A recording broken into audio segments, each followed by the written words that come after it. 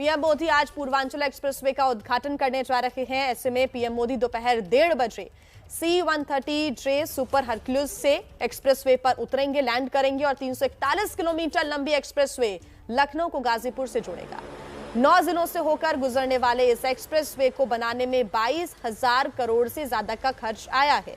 Expressway की खास बात यह भी है कि यहां पर विमानों की भी लैंडिंग हो सकेगी। कुछ तस्वीरें भी आपको हम दिखा रहे हैं एक्सप्रेसवे की। एक्सप्रेसवे पर 3.5 किलोमीटर लंबी हवाई पट्टी भी बनाई गई है। एक्सप्रेसवे के उद्घाटन के बाद पीएम मोदी का संबोधन भी होगा, जिसमें वो एक्सप्रेसवे की खासियत का और विकास का जिक्र जरूर करेंगे। ऐसे में इसके बाद एयर शो का भी आयोजन किया गया है, जिसमें पराक्रम और जोश आपको देखने को मिलेगा। हरक्यूलिस विमान से पीएम आएंगे। सीएम योगी भी इस दौरान मौजूद रहेंगे और सीएम योगी पीएम मोदी का स्वागत करेंगे। और आइए इस पर हम ज्यादा अपडेट्स ले लेते हैं। हमारे सहयोगी हमारे साथ जुड़ गए हैं, रणवीर हमारे साथ जुड़ गए हैं और साथ ही पंकज झा भी हमारे साथ जुड़े हुए हैं सुल्तानपुर से। पंकज, सबसे पहले रुख आपका करेंगे। फिलहाल क्या तस्वीरें हैं और क्या तैयारियां हैं, क्योंकि वाकई ये दिन ऐतिहासिक होने वाला है। जी हाँ, बिल्कुल। और जिस ऐतिहासिक दिन को लेकर के यहाँ राजनीति भी बिल्कुल चरम है। मैं 360 डिग्री एंगल का व्यू दिखाऊंगा।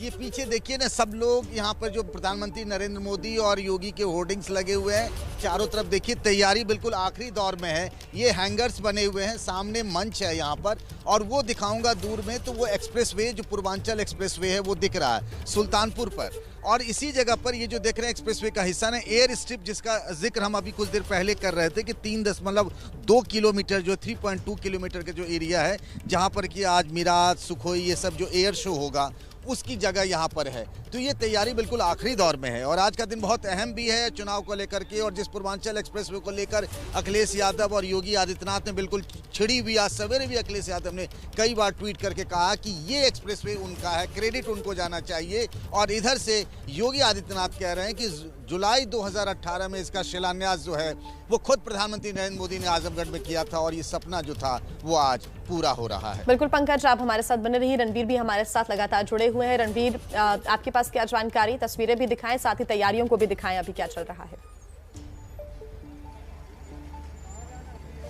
देखिए तैयारियां पूरी हैं, इंतजार है प्रधानमंत्री और मुख्यमंत्री का। और अगर तैयारियों में तस्वीरें दिखाऊं आपको, तो आप देखिए कि ये जो इलाका है यहाँ पर ही एक्सप्रेसवे है। तमाम सिक्योरिटी अरेंजमेंट्स के साथ ही एक बहुत भव्य पंडाल बनाया गया है, जिस पंडाल में सभा होगी, उद्घाटन होगा और उद्घाटन के बाद प्रधानमंत्री और मुख्यमंत्री का यहाँ पे संबोधन होना। और ठीक इसके बगल में जो जगह आपको दिख रही है यही वो एक्सप्रेसवे है, जिस एक्सप्रेसवे पर आज एयर शो होगा। हरक्यूलिस जैसी बड़ी जहाज़ भी उतरेगी, तो सुखोई और जगुआर भी इस पर उतारे जाएंगे। और साथ ही जो ऊपर हवाई एयर शो भी होगा जिसमें प्रदर्शन किया जाएगा। तो पूरी तैयारी है, एक बड़ी सभा भी होगी। और साथ में इन तैयारियों के बीच में जो एयरफोर्स है उसकी जिम्मेदारी बहुत ज़्यादा बढ़ जाती है। ऐसे में बड़े एयरपोर्ट के अधिकारी जो हैं यहाँ पे मौजूद हैं। और ये जो 6 लेन का एक्सपेंडेबल एक्सप्रेसवे बना है 22,500 करोड़ की लागत से, ये पूर्वांचल को न सिर्फ विकास की एक राजनीति देगा, बल्कि एक चुनावी लाइन भी तय कर देगा कि इस सड़क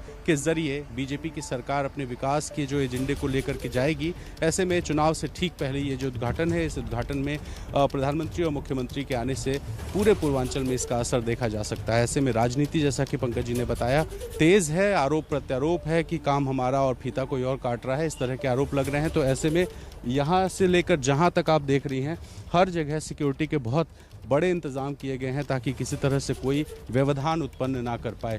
तो पूरी तैयारी है। आप देखिए कि यहाँ पर जो प्रधानमंत्री के बैठने की जगह बनाई गई है सामने की तरफ, वहाँ पे सिक्योरिटी अरेंजमेंट्स है। और फिलहाल किसी को भी आवाजाही बिना पास के करने की मनाही है। तो तैयारी पूरी है और सिर्फ इंतजार है दोपहर 1:30 बजे का, जब ये कार्यक्रम शुरू होगा। जी बिल्कुल रणवीर, आप बने रहिए हमारे साथ। पंकज हमारे साथ लगातार जुड़े हुए हैं। पंकज, यहाँ पर पराक्रम दिखाते हुए सुखोई और जगुआर जरूर नजर आएंगे, लेकिन उसी रफ्तार के साथ राजनीति भी हो रही है। यहाँ से बीजेपी अपना विजय रथ निकालना चाहती है और अंजाम तक पहुंचाना चाहती है। आज समाजवादी पार्टी के कार्यकर्ता पुष्प वर्षा भी करेंगे। होड़ लगी हुई है ये बताने के लिए कि विकास हमने किया है।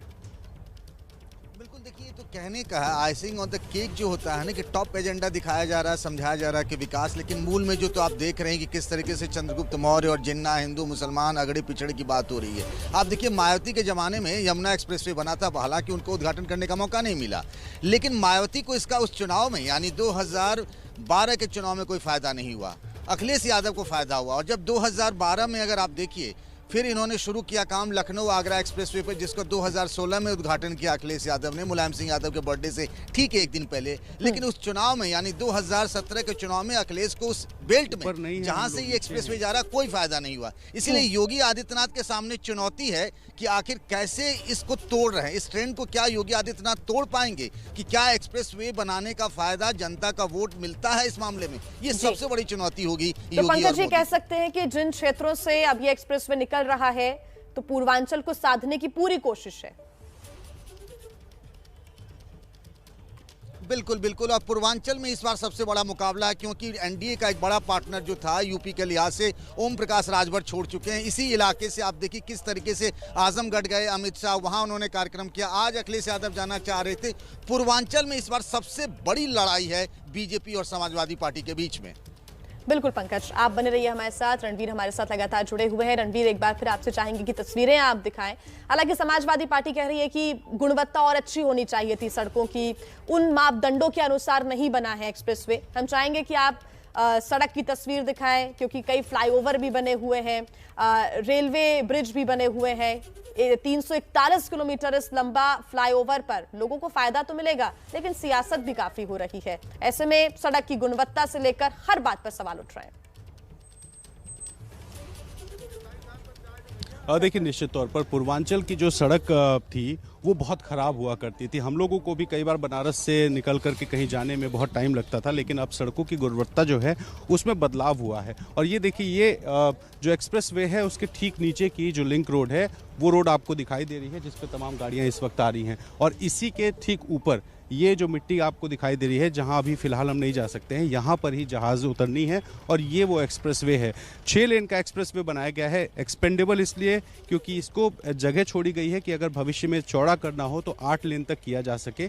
और यहाँ पर बिल्कुल सामने आप देखिए कि जो जगह दिख रही है वहाँ से एयर स्ट्रिप शुरू होता है, यानी कि जहाँ पीएम बैठेंगे वहाँ से एयर स्ट्रिप शुरू होता है। 3.2 किलोमीटर जो स्टैंडर्ड साइज़ होता है वो साइज़ भी है यहाँ पे। और जो लिंक रोड बनाया गया है वो इसलिए यहाँ पे बहुत चौड़ा दिया गया है ताकि जो एक्सप्रेसवे कभी इमरजेंसी लैंडिंग हो तो जो भी गाड़ियाँ एक्सप्रेसवे से गुजर रही हैं उनको इन सड़कों से आगे गुजारा जा सके।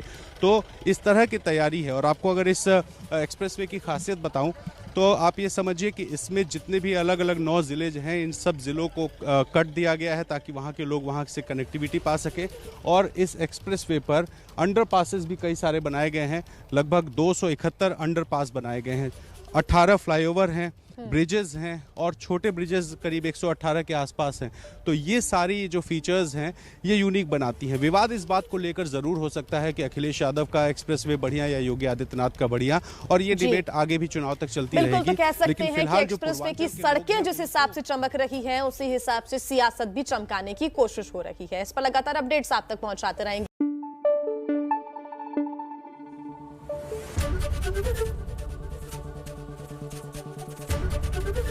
एबीपी न्यूज आपको रखे आगे।